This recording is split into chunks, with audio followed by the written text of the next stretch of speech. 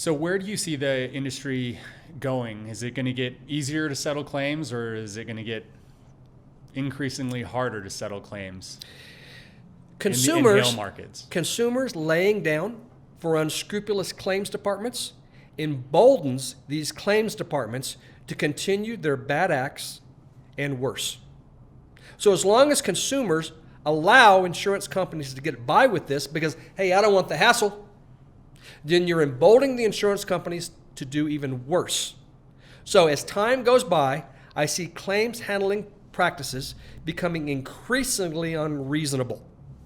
So the only way that insurance can work with an inherent conflict of interest, that the adjuster works for one of the parties and they can lose their job if they're not done what they're told, the only way that when there's an inherent conflict of interest of the investigation of the claim like that, the only way it can work is if the insurance company adheres to good faith and fair dealing.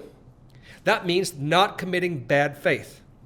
Bad faith, the definition of the bad faith is very simple. Is the claims department being reasonable? If they're being reasonable, that's good faith and fair dealing. If they're being unreasonable, then that's bad faith. If a claims department's being unreasonable and you just lay down and let them get by with it, then it emboldens them to becoming increasingly unreasonable with other consumers, including your friends, family, coworkers.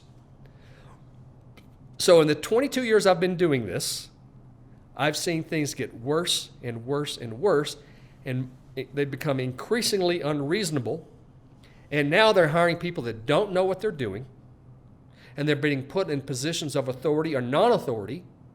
And they're saying, nope, I'm not going to pay for that. I'm not going to pay for this. I'm not going to pay for that. They don't explain the basis and foundation, how they arrived at the conclusion that that's an unreasonable request to include a particular line item. They just say, no, I'm not going to pay for that. That's a self-proving statement. Mm-hmm.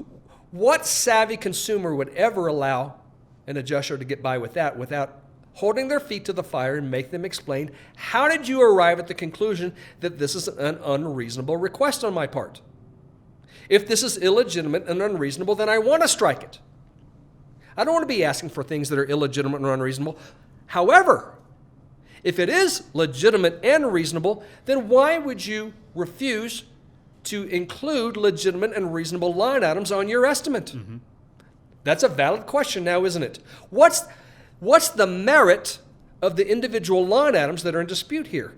Either those line items have merit or they do not. If they do, they should be included in the adjuster's estimate, and if they don't, they should be stricken from the contractor's estimate. It's very simple. It's just holding the adjuster's feet to the fire and making him explain, how did you arrive at this conclusion? That's all. How difficult is it to ask that question? How did you arrive at the conclusion that these line items that are in dispute are illegitimate or unreasonable? What's the hassle in asking that question? There's nothing. What consumer can't possibly figure out how to answer simple questions like that? There you go. Make them do the right thing, and they will. I know, I'm a claims adjuster. Make them do the right thing, and they will. Don't make them do the right thing, and guess what? There's an inherent conflict of interest because they have a fiduciary responsibility to their who? The stockholders, their shareholders, to maximize profit so that those shareholders maximize their return on their investment. They have a fiduciary responsibility to the shareholders to do such a thing. Now, don't they? Obviously.